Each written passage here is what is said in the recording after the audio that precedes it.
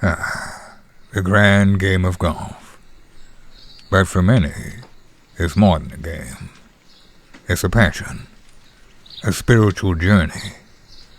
For Clive Scarff, golf is his academic purpose, a relentless study of the mechanics of the swing, the habits of its engagers. His classroom, the serene fairways of man's most natural stadiums, steeped in tranquility. What a load of crap! You made the most frustrating game in the world sound like riding a fucking unicorn on crack! I don't think there's any need for that kind of language. There's nothing more deserving of that kind of language. There's a reason why golfing is called whack fuck. It's playing golf, not golfing. It's playing with your fucking mind is what it is. Well, maybe if you took a lesson. Maybe if I took my foot wedge and shoved it up your...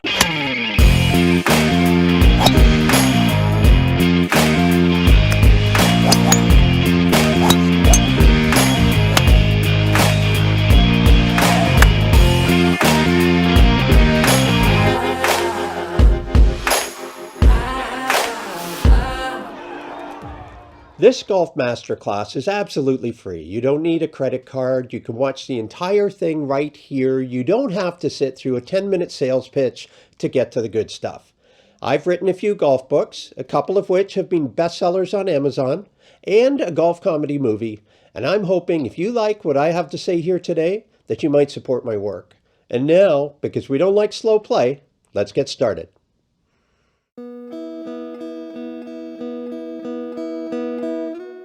I'm going to ask you a question that you need to answer honestly, just to yourself. How you answer dictates whether you should keep watching or not. The question is, which golfer are you?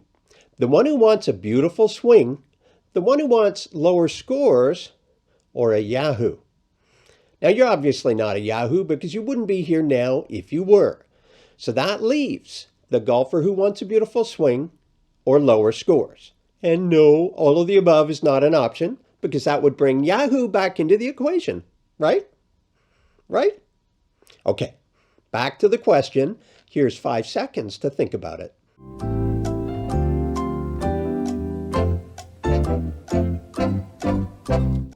Welcome back. I missed you. Now, if you're wondering if there's a right or wrong answer to this question, I'm going to say sorta. I'm hoping your answer is lower scores, because that's what the game is all about. But I totally understand if hitting the ball nicely is what gives you the most enjoyment in golf. Hitting the ball nicely is what I call the nicotine in golf. Do it once and you're like, I want more of that. The problem is it's not sustainable. It's nice when a shot feels good, but not every shot is going to feel good. I can tell you that now. And if you think every shot should feel good, well, on that I like to quote Ben Hogan, certainly the best ball striker of his era and arguably of all time, who said, out of 10 shots, I expect 3 to feel good. The rest, I'm just hoping they go forward. That one quote brought everything into perspective for me, even after years of teaching. The shots don't have to feel good. It's a game. Lowest score wins. In tennis, a shot could come off the frame of your racket and barely drop over the net to win a match. You don't care. In hockey, the puck could deflect off the shaft of your hockey stick and score. You don't care. But in golf, you could hit one along the ground and in for a hole-in-one and you're all depressed it wasn't a good shot. Get over it. It doesn't really matter. If you're only concerned about ball striking, which is fine, go watch my Hit Down Dammit videos. They will teach you everything you need to know. But if all you care about is ball striking, you lose your right to complain about your score. And what fun is golf if you can't complain about your score? Right? You're still here, so that means you do actually care about lowering your scores. This might sound trite, but just telling yourself your score is going to be your priority is a big step. Now, let's get to work on lowering your score. The first thing I have to stress is it doesn't matter how you do it. It doesn't matter how you shoot lower scores, only that you shoot them. There's a weird kind of perception of respect in golf, where people imagine they have to be seen as a good ball striker in order to get respect. The opposite is true. The so-called good ball striker that you just beat by 6 shots will respect the hell out of you. And you, even you, will be so high on your win that you'll forget to sulk over the couple of shots you failed to pure. It's about score, it's about score, it's about score. If it was about pretty ball striking, Ernie Els would have won a dozen Masters. He didn't win any, because someone always shot a lower score than he did.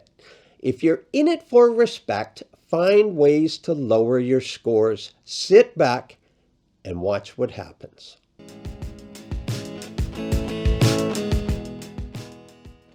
We've dismissed the notion that ball striking has to be pretty to play good golf.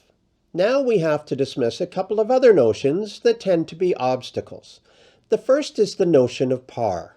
The average golfer should not be concerned about par, honestly. Hitching your emotions to the concept of par is not going to help you shoot lower scores. My dad used to do something that, Dad, if you're listening, was actually quite brilliant. His concept was to focus on playing to 5s. Each and every hole, 5 was the number of interest. A 5 on a par 4 is eminently doable. 5 on a par 5 is possible, and a 6 is not a bogey, but just 1 over 5s. Even a 7 is not the end of the world, as you're probably going to make a 3 somewhere, which balances out your 7. 7 plus 3, even 5s. Even 5s, 90. 1 under 5s, and you're in rarefied air, having broken 90. And it doesn't matter what level of golfer you are. If you're genuinely trying to break 80, aim for 11 under 5s. Don't think how many over par you are. Focus on how many under 5s you are. Want to break 100 for the first time? 9 over 5s will do it. Or you could amend the strategy to 6s. But the moral of the story is, if you want to lower your scores, you have to stop focusing on par. You just do. Par is for the best players in the world. And that's not an insult to you, unless you think you are one of the best players in the world.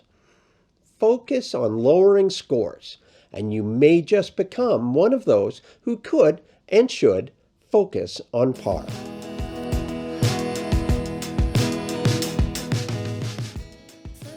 Now we've let go of the notion of par, there's more to let go of. Next is the notion of greens in regulation. Greens in reg relates to par, and we've dismissed par as something to focus on, and we must do the same with greens in reg. But before we do, let me add this.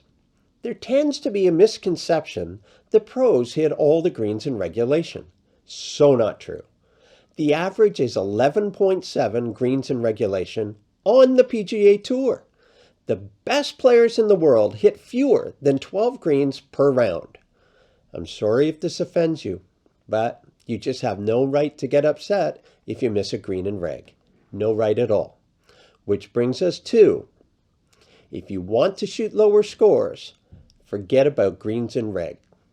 I'm not saying it's bad to hit a green in regulation. I'm saying erase it from your mind as a strategy or a criteria for assessing your golf game. It doesn't matter. Only lower scores matter. And ask yourself this. If a tour pro can miss 6 or 7 greens and shoot 4 under par, how do they do it? Huh? How? There is an answer later, but hopefully you already know what it is.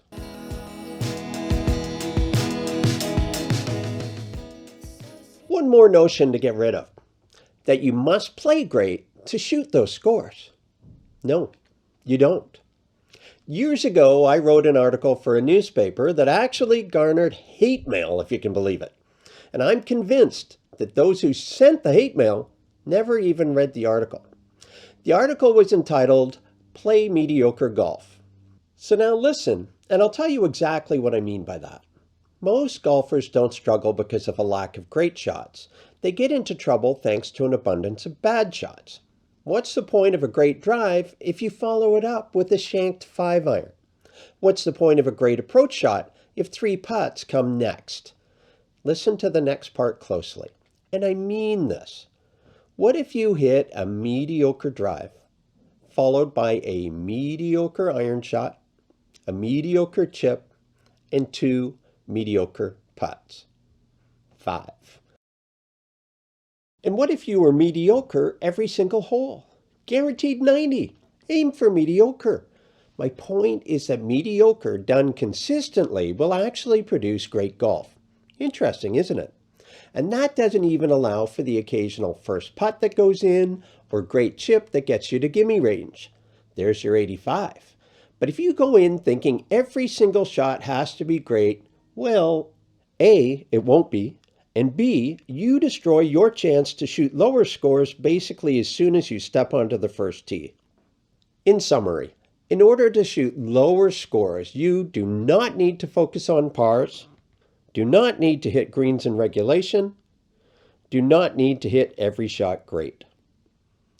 In fact, let's modify the above to say, you must not focus on par, you must not focus on greens in regulation, you do not need to hit every shot great.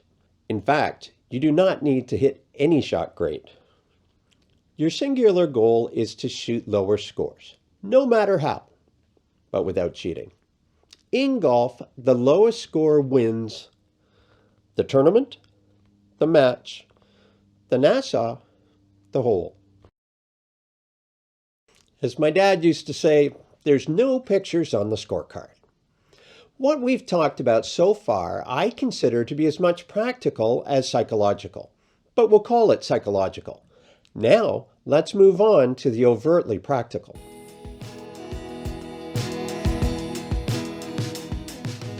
Golfers are guilty of having a very restricted view of process. One player who did not was legend Mo Norman. Famous is the story of him asking what clubs would get him to a particular par 4. He was told driver 6-iron.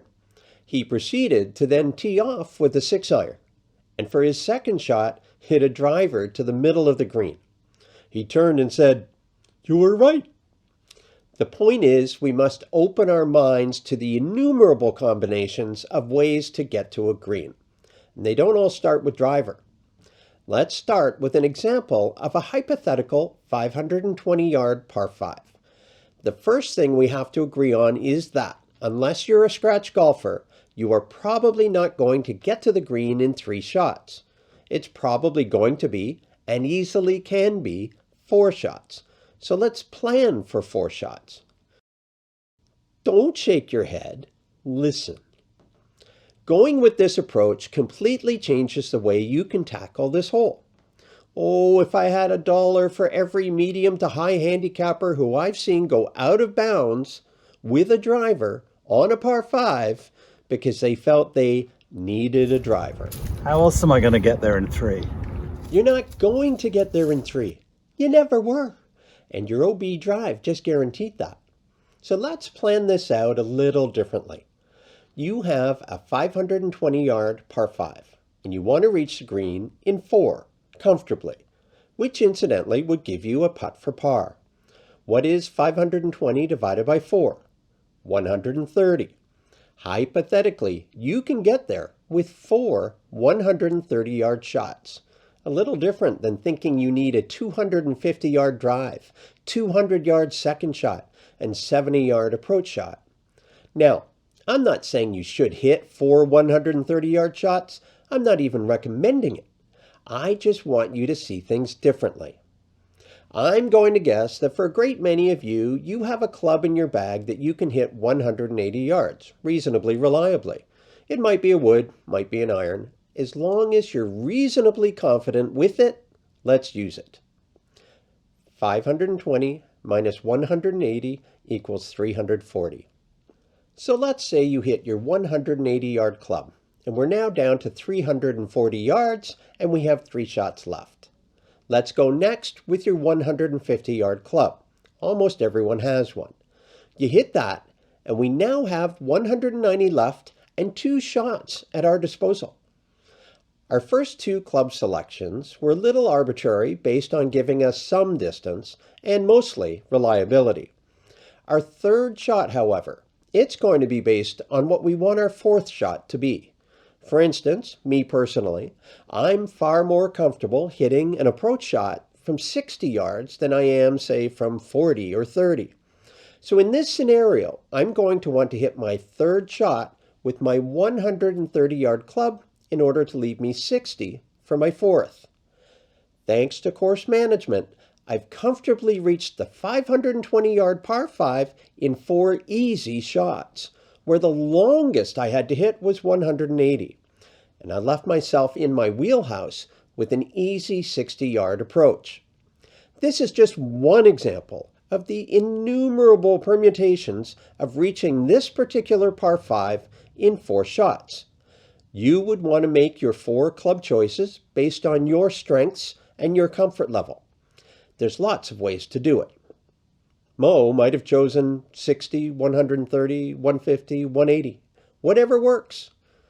And if you think planning to get on a par 5 in 4 that would probably have taken you 4 shots anyway is lame, go look at some of your old scorecards and circle all the par 5 double bogeys, triple bogeys, even quads.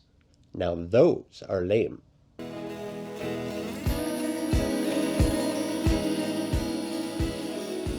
Another hypothetical, a longish par 3, say 190 yards. Depending on your ability, this distance may put too much pressure on your long irons and may be too short for a wood. If you're like many, 190 to 200 is a problem, while 170 to 180 could be relatively comfortable. Why go for the pressure shot when comfortable is an option? Especially if our goal is to get on in 2, walk away in 4, which is 1 under 5s. Not only do you get there almost guaranteed in an easy 2 shots, often you take most of the trouble out of the equation. Many, many, many long par 3s have a bunker right and even left, waiting for the pressure long iron that's pushed right or pulled left. Hit 1 or 2 less clubs and you come up short of trouble and leave yourself a little run-up shot onto the green. 2 putt for 4, or if you get your approach close, 3, 1 or even 2 under 5s. The permutations of this strategy are virtually infinite, which is kind of the point. Why limit yourself to a very narrow strategy when you have so many options? To stand on the tee of a 190-yard par 3 and think your only option is a club that, if hit perfectly, will go 190 is not just limiting, it's a little nonsensical. Don't limit yourself by only doing what you think a tour pro can do. You're not a tour pro. You're a guy or gal who wants lower scores. And you can have lower scores. But you have to open your mind to creative ways to do that. In our next section, we talk about aim, the need to do it, and how.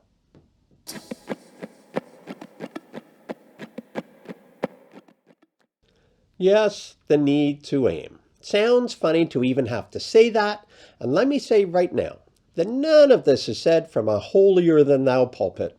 Pretty much every single mistake I talk about, I was guilty of at some point.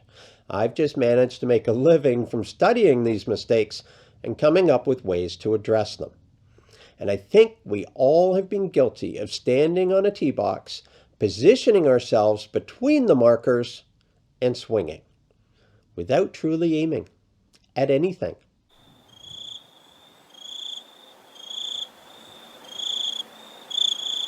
Okay, stop. Now that we've got your pre-shot routine down to under 5 minutes, it's time to ask, what are you aiming at? What do you mean? It's not a difficult question. What are you aiming at? The fairway. There's 4 acres of fairway out there. Are you just aiming for 4 acres? Yeah? Aim for something. In tennis, they're not just aiming for the service box, they're aiming for 2 square inches of it. In basketball, they're aiming for a specific spot on the rim. In hockey, they're not just aiming for the net, they're aiming for a postage stamp above the goalie's shoulder. I don't know hockey. Don't be a dick. Don't just aim for the fairway, aim for a tree off in the distance. And don't just aim for a tree, aim for a branch. Better yet, a leaf on that branch. If you aim for the fairway and you miss the fairway. If you aim for a sprinkler head and you miss, you're still in the fairway. You follow? That was very Robert Shaw. Yeah? I was going for that. Now, come on. Okay, I'm aiming. What are you aiming for? See that ground under repair sign slap dab in the middle of the fairway? Now, don't just aim for the sign. Aim for a word or even a letter in under. Never mind that. I'm aiming for printed in Japan. Attaboy. The body responds differently when it has purpose. An aim has purpose. On the tee box, most don't aim at all. And those who do aim just aim for the fairway. Not good enough. Aim for something. A discoloration in the fairway, a sprinkler head, a sign, a tree off in the distance. Aim for something. As my character says in the film, if you aim for the fairway and miss, you miss the fairway. Aim for a sprinkler head and miss, and you're probably still in the fairway.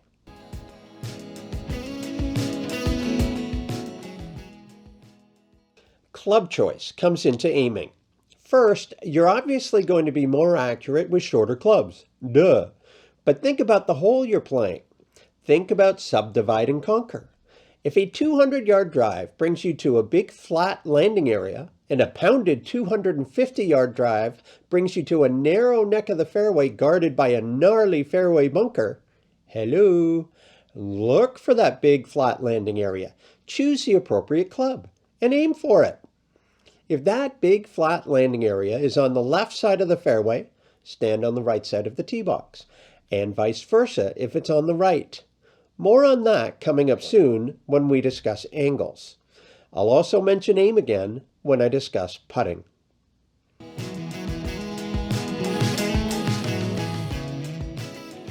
Part 2 of aiming is understanding how to play the angles. A mistake I see over and over again is players lining up parallel to the edge of the fairway no matter where in that fairway they are, or where the green is, or where the pin is. The permutations of this error are enormous, so I'll try to limit my explanation to what I consider to be one classic example, and hopefully you can take it from there. And I'll try to keep it simple.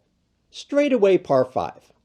Decent drive lies on the right-hand side of the fairway. A player, we'll call him Bogart, lines up to play his next shot, but he lines up parallel to the edge of the fairway. This happens a lot. And if you are sitting there now saying, so what? Pay extra attention. If Bogart plays an absolutely perfect shot, his ball will land at the right edge of the fairway.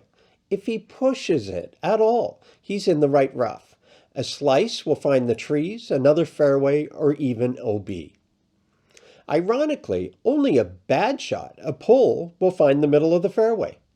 Now, there is a practical problem here, as lining up parallel to the edge of the fairway actually has you aim too far right, but there's a latent psychological problem as well.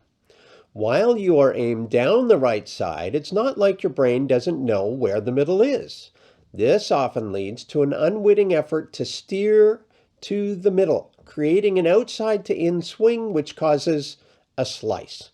Aim to the right and slicing, not a good combo. So where, in this scenario, should you aim? The answer may surprise you. You should aim for the left side of the fairway.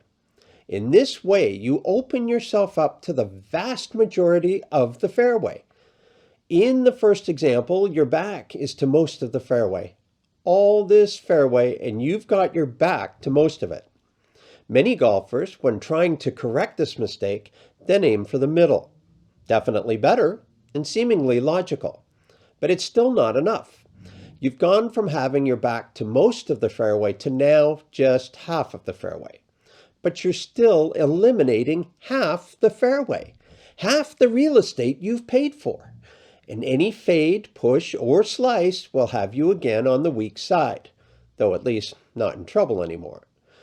But aim for the left side, diagonally of course, and you're playing with the entire fairway. That line of attack crosses the middle of the fairway. A great shot will see you middle of the fairway or left center. Fade will probably reach the middle, turn right, and continue up the middle. Even a snap hook will probably still find the fairway. Worst case scenario, left rough, but still in play.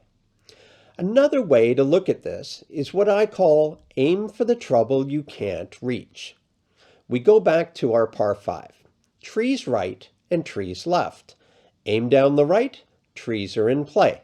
Aim for the trees on the far left, however, ones that are too far for me to reach no matter how good or bad I hit it, and all that big, beautiful fairway becomes my landing pad. So many golfers think that they struggle because of poorly hit shots. Yet I could go blue in the face telling you all the times I've seen golfers hit perfectly reasonable shots in the wrong direction because of where they were aimed, how they were aligned, which brings us to alignment.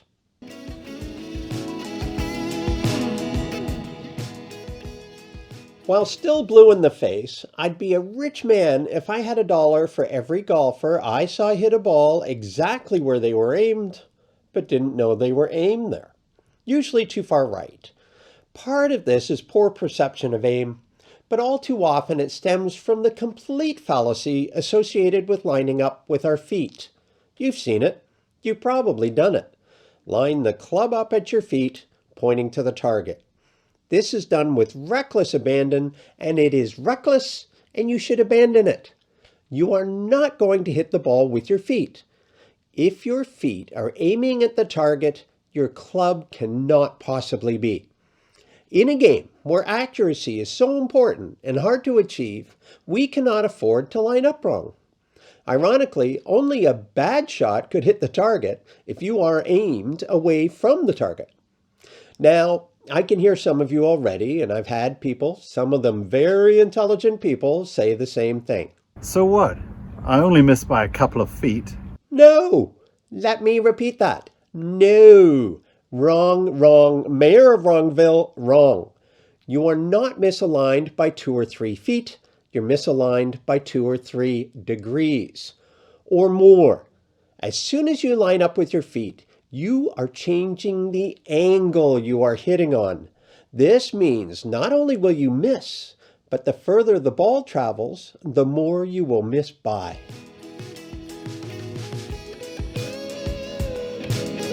There is a rule used in aviation called the 1 in 60 rule. It comes from the fact that for every 1 degree you travel off course for 60 miles, you will land 1 mile from where you had intended. 1 mile off over 60 miles. Let's convert that to golf vernacular. You are 180 yards out from the green. If you are misaligned by 1 single degree, you are aiming 3 yards off target, 9 feet, 1 yard for every 60 yards. The act of lining up your feet to the target doesn't move you over a few feet. It changes the angle of your alignment relative to the target. Often up to 6 degrees, give or take 2 degrees. Let's go with 6 degrees for now. So let's say we have a green 180 yards away, pin a little right of center. So if rather than aim the club face at the pin, we align our feet to the pin, assuming we set up square to the ball, as we should, we are now aligned not 2 or 3 feet right, but misaligned 6 degrees right of target. After the first 60 yards, the ball will be 6 yards, or 18 feet, off course.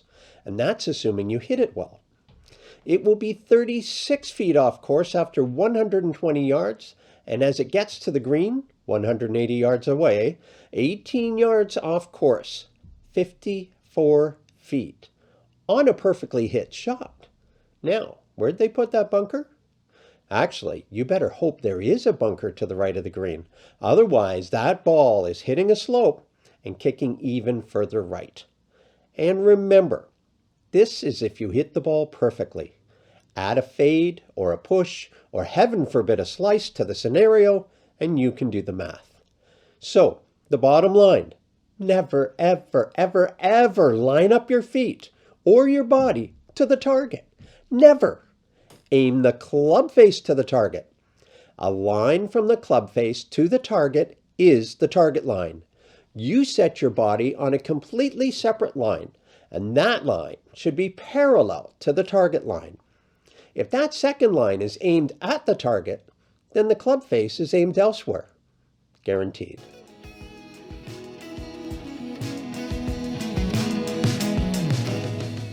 Another note about tee boxes. Sometimes they themselves are misaligned. Watch for this. If you are consciously aiming for something down the fairway, it shouldn't be an issue. But if you habitually line up square with the tee box, it's going to be a problem. Same thing with tee markers. Often grounds crew are in a hurry. They have to move all the markers and mow and then drop the markers back. They don't always go back square with the fairway. Do pay attention to this. Don't be the guy who hit a beautiful drive into the right rough and then realizes the tee box or markers had him pointing that way. Now, I'm doing my best to stay on topic, and while I'm about to say isn't quite that, it is still golf related, golf TV coverage related.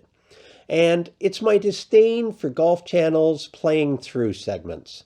I mean, I get it. The idea is to show us commercials in a way that we don't miss a key piece of action. One man standing alone. He's lost his family, You're officially divorced. his dignity,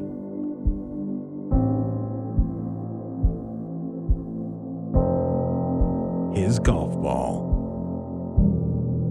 Can this man stand to lose the only thing he has left? Somebody on town council wants to shut down the golf course. I haven't even unpacked, and they want to close it. Why You Suck at Golf, the movie. Rated G for golf. But somehow it just seems messy and a bit cheesy, and certainly not something I'd ever do. Okay, got that out of my system. Now where were we?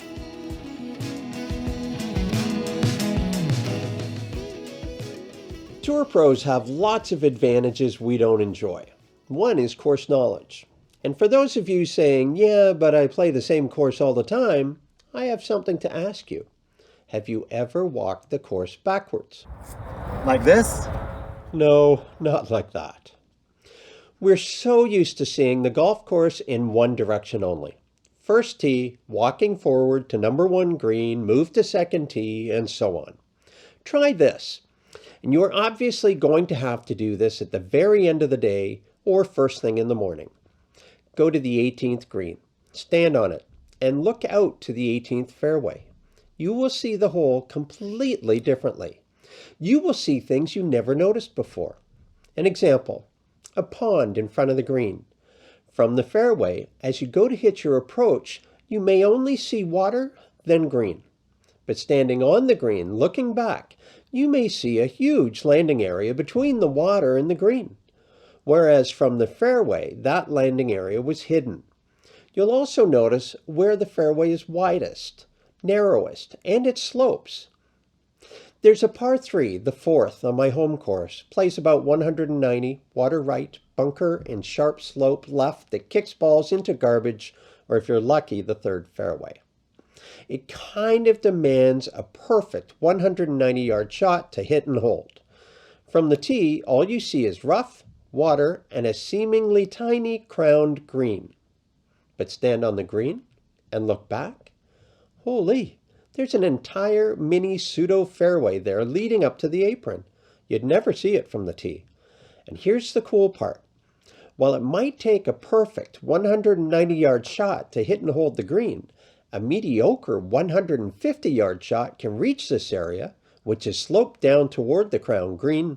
All you need to do is reach the beginning of this landing area, and your ball will kick and roll down the hill toward the green. Chip and 2 putts, and suddenly this intimidating par 3 has you 1 under 5s. The real point being, you see this stuff when you walk the course backwards. Start on 18 green and start walking toward the 18th tee. Then move to the 17th green. Look around. Then start walking toward the 17th tee, and so on. Take notes, take pictures. You'll see your course in a revealing way, revealing opportunities to shave shots off your score.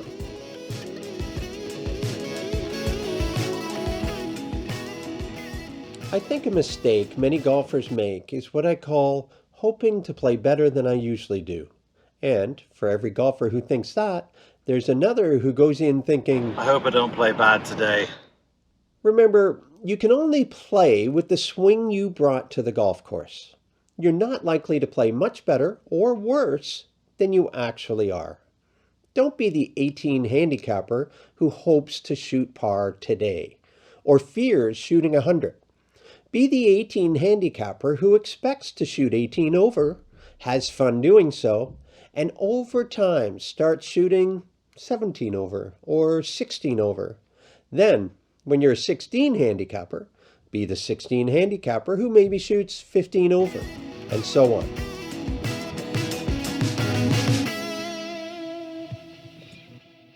I almost called this section, Think at the Range, Don't Think at the Golf Course. But you need to think at the golf course. A lot. But not about your swing. The time to work on your swing is at the range. At the range, think, try, experiment. But mostly, try to refine. A less than perfect, consistent swing is far better than an occasionally great but erratic swing. But that's not even the point here. The point is, think about your swing all you want at the range. Don't think about it at all on the golf course. On the course, you should be thinking about aim, club selection, rhythm, wind, landing areas, subdivide and conquer, how you are relative to fives, speed and distance on the green. If you're not happy with your swing that game, vow to fix it on the range. But don't make swing changes mid-game. It's suicide. Make game changes. Maybe an iron off the tee. Maybe a Texas wedge instead of chipping. Adjust the way an athlete adjusts in order to win. But don't think about your swing. The only swing change that's okay to make on the course is to shorten it. That can solve a myriad of problems instantly. And it's very easy in a game for your swing to get longer and longer and longer. But aside from that, just pull back and hit the damn ball. And if it's still crap, you know you need to work on your swing, but on the range.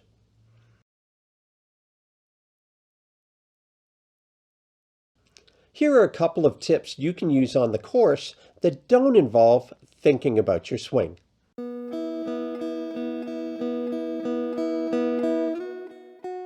After you hit, watch the ball until it completely finishes rolling, and then make a mental note of where it is. Too many players look away when the ball is mid-flight, especially if it's a bad shot, and those are the shots you have to watch the most. Pay attention to the angle the ball was traveling on. Watch it stop rolling completely. Then note what is near, a marker, a funny-looking tree, anything. There's nothing worse than the extra shots a lost ball incurs, especially if the ball wasn't really lost. You just didn't know where it went. And if the ball enters the trees or the rough and disappears, pay real attention to where it entered, again noting a marker or sign or identifiable tree.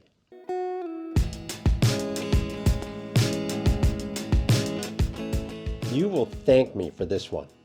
Walk in the line the ball went. Example, you hit a tee shot that travels diagonally into the left rough.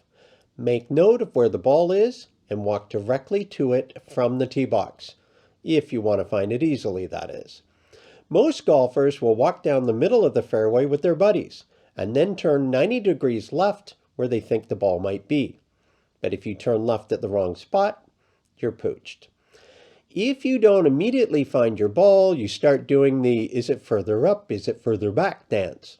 And for whatever reason, most assume it's further up. It usually isn't. If I had $1 for each time I've had to tell some Bogart, I don't think you hit it that far.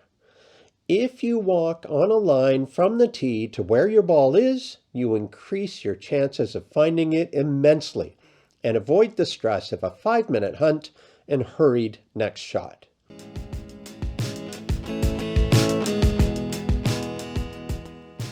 I want to talk for a moment about something critical to the golf swing, yet rarely discussed and even more rarely explained, and that is acceleration. Swing speed is often talked about, clubhead speed too, of course. But club head speed is pretty much irrelevant if the club head is not accelerating at impact. That is to say, increasing in speed at impact. A club head that is going 80 at impact, but that is accelerating from 70 to 80 miles per hour at impact, will hit a much better shot than a club head that is going 90 miles per hour at impact, but that is decelerating from 95 to 90. To understand the importance of this, let's consider a race car driver approaching a curve. The professional race car driver will always slow prior to a curve and accelerate into it. The act of accelerating helps them hug the curve of the turn. You'll never see a professional driver do what I'm about to describe. So now let's shift our vision over to a curved exit ramp from a freeway. You often see this. Car is going too fast as it approaches the curve, decelerates, and the act of decelerating causes the car to veer outwards or go wide, the exact opposite of hugging the curve. The decelerating clubhead does this too.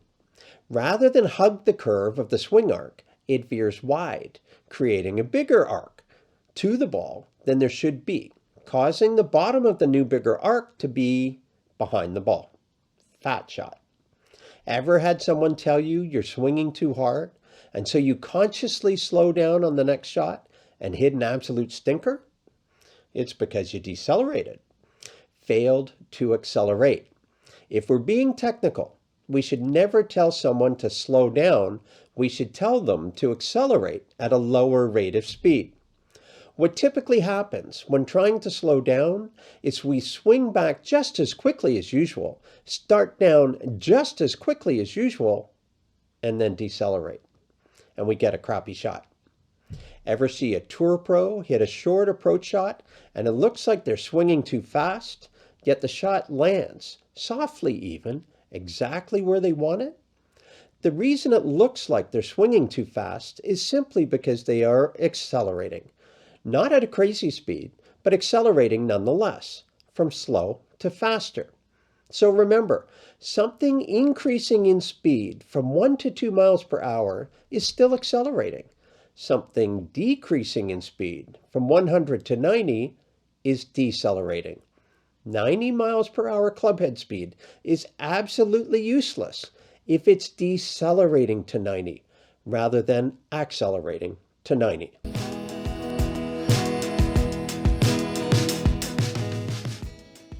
Acceleration also applies equally, but perhaps more importantly, to chipping.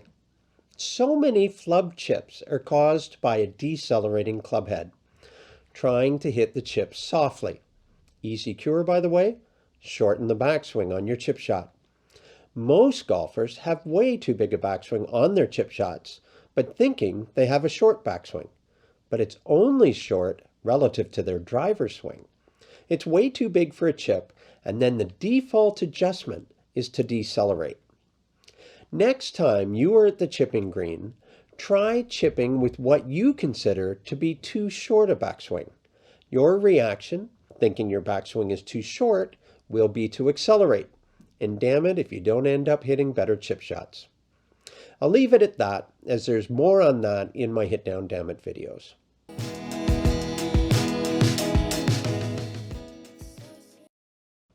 And I should mention two other things that are absolutely caused by deceleration: the double hit chip and the dreaded shank.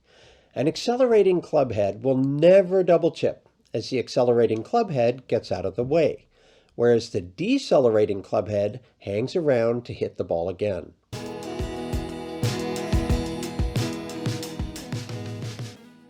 And the shank. I've seen grown men virtually come to tears because of shanking, trying everything under the sun, including reciting ancient Tibetan chants to cure themselves of shanking. And then I told them to swing faster. Shank gone. Shank you very much. As I mentioned earlier, a decelerating clubhead won't hug the swing arc. It will veer wider, causing the shank of the golf club to contact the ball, rather than the club face. It really is that simple. So if you are shanking, accelerate. Even if the ball goes too far, A nice shot that goes too far is better than a shank any and every day.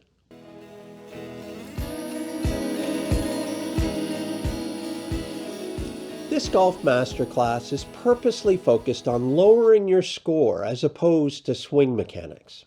If you're interested in swing mechanics, watch the Hit Down Dammit videos and or buy the book, and I thank you in advance.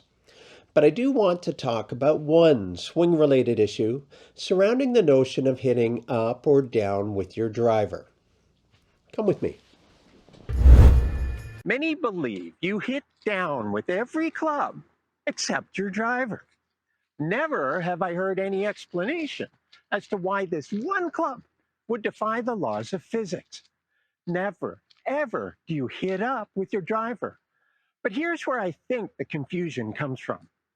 Looking at the PGA Tour, roughly 80% of tour pros hit down with the driver and make contact with the ball at the bottom of the swing arc, remembering that the driver naturally creates a shallower angle of attack.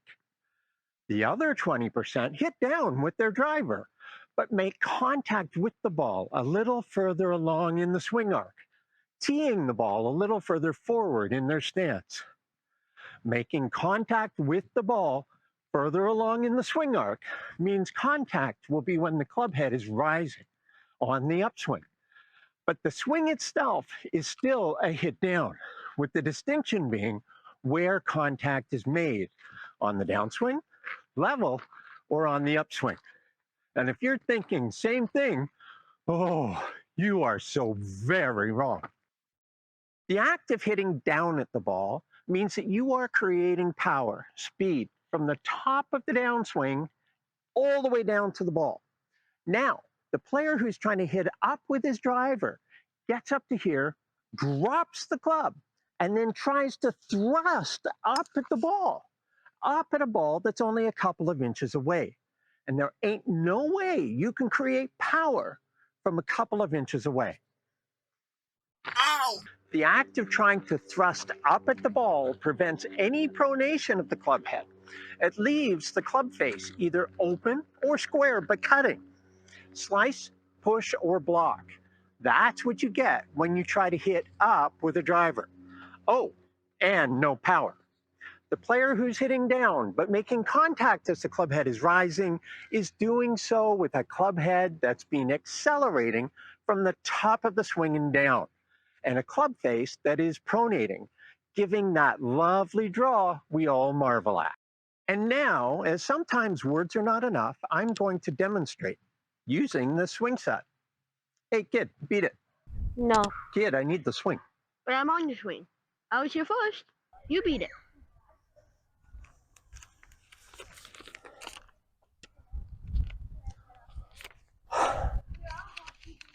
Mom, I scammed it all the way, man. So here we have a swing. I push it from the top to create speed. Anyone with kids knows or remembers faster, faster. A little more push from the top, and we have faster. Here is the bottom of the swing arc. Here's a point just past the bottom of the swing arc. Now, obviously there's no point hitting the ball past the bottom of the swing arc if the ball is not teed up. You'll just hit turf, then ball. Familiar maybe? This represents a driver hitting down at the ball. This represents a driver swing exactly the same way, hitting down, but making contact with the ball on the upswing. So the moral of the story is never, ever, ever hit up with your driver. Can I get my swing back? No, I'm on it. I think I'm stuck. Yay!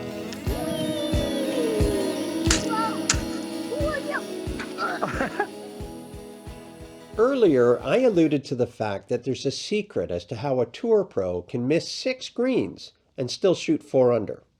The secret? Come closer. It's short game. But then you knew that. You did know that, right? We all know it's short game, and then none of us practice short game.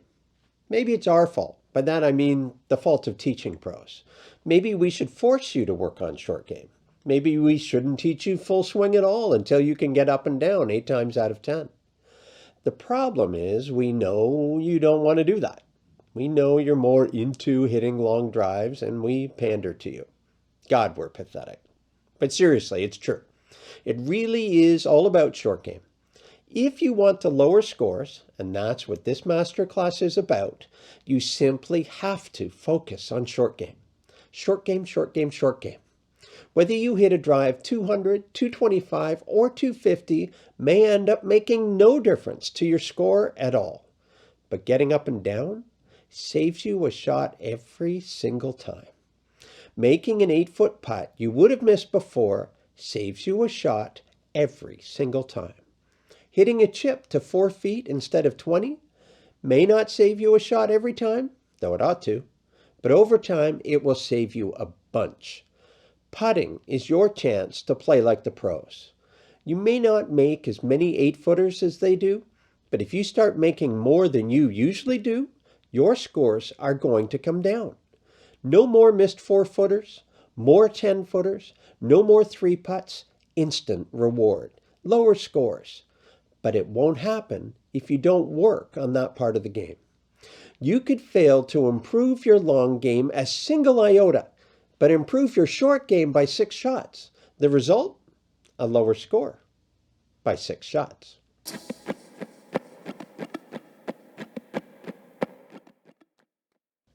Okay, you're playing a match against Mr. Fantastic, the club's big hitter. He bombs a drive, hits the green in 2, 3 putts. You hit the green in 3, 1 putt, you win the fucking hole. Sorry, I don't usually swear, but short game is that important. We're here talking about lowering scores. Short game is how you do it. Now, how do you improve your short game? Practice, of course. And my Hit Down Dammit videos do have a complete no-nonsense section on short game, including drills. Improving your short game is doable. It just takes doing.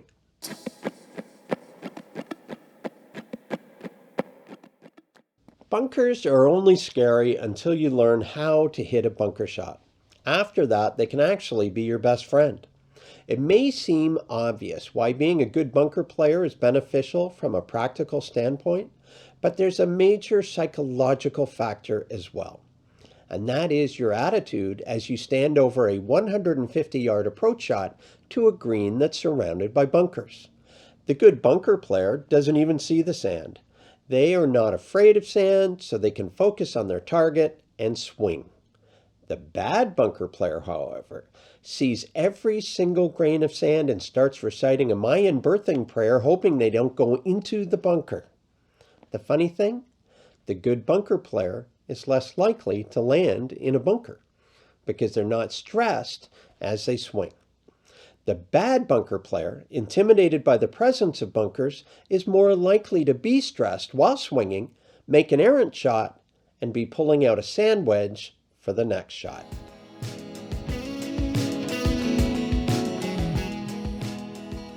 First, it's interesting that no one thinks lining their feet up to the target in putting is a good idea. Go! As important as aim is in golf, in putting there's something even more important.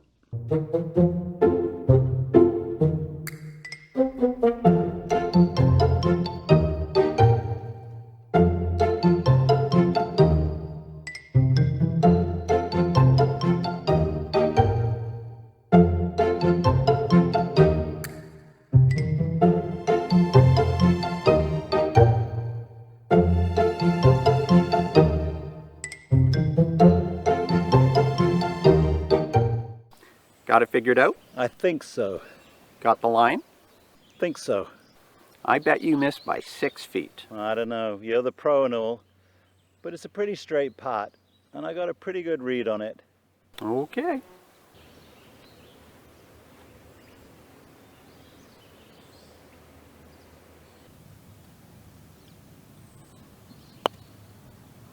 Ooh. See? See what? I nearly made it. You missed by 6 feet. I did not. But I haven't finished yet. Yeah, you had. It's interesting. Off the tee, we tend to focus too much on distance and neglect aim. In putting, we're guilty of the opposite. First, let me say that for the purposes of lowering our scores, we should be thinking 2 putts on every green. 1 putt is fantastic. We'll take it. But we can't putt with the mindset the first putt ought to go in. And we should putt with the mindset that the second putt must go in. Let me also say this. For most golfers, their sense of aim in putting is reasonable, and their sense of distance is pure crap. This is made worse by the fact they focus on the thing they're good at, aim, and ignore the thing they're weak at, speed. As you stand over the ball, your absolute primary thought should be, how hard do I need to hit this? I promise you, you are not going to find yourself accidentally aimed at the bunker or the clubhouse or even the cart girl. You are not likely to be aimed 10 feet too far right or left, but you can easily hit the ball 10 feet too far or 10 feet too short.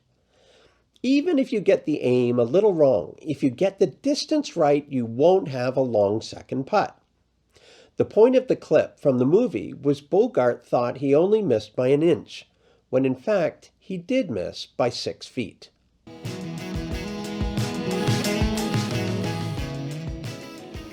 It's funny, often when I get to this part, people get up and go get coffee. I'm not saying it's time to take a break. I'm saying we are now going to talk about break in putting. Oh, what the hell. Go get a coffee and quickly come back.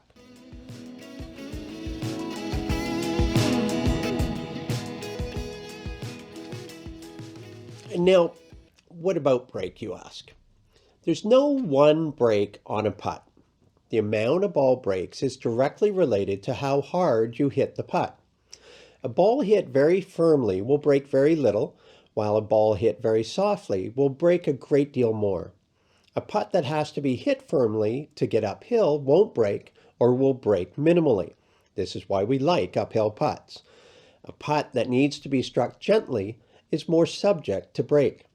So, no matter how you strike it, see what I did there? Distance, or how hard you are going to hit the ball, is the most important thing in putting.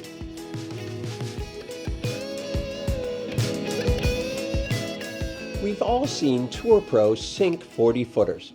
How do they do it? Well, truth is, they're not really trying or expecting to sink it from 40 feet. They're trying to get the distance right. And when they do that, and happen to get the aim just right too, it goes in. It's that simple. And the same thing will happen for you. If you focus on distance, you'll get the ball closer. And when your aim happens to be bang on as well, there's your one putt. One more word on aim and distance in putting. Good distance will get your first putt closer. The second putt needs to go in. An aim does increase in importance, but still, speed is hyper important.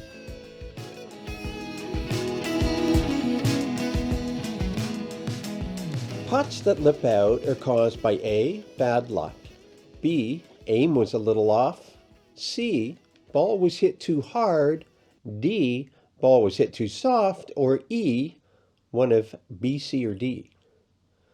The answer is E. Lip outs are never bad luck.